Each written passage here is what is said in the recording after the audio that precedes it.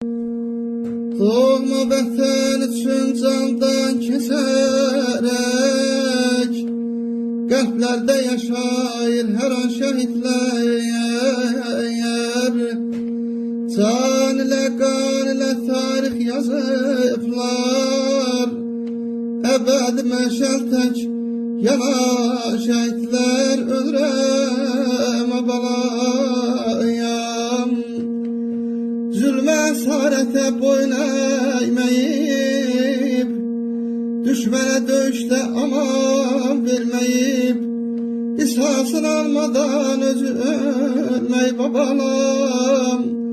Yurdu candan əziz sanayan şəhidlər, baş üstə ay ulduz dilində andım, vətən xidmətində məğrur dayandı, qanlı döyüşlərdə zəfər qazandı,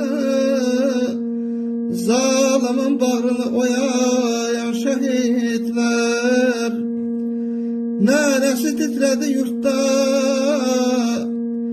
nərəsi titrədi yurtda dağdaşı, anacan oğlun üçün tökmə göz yaşı.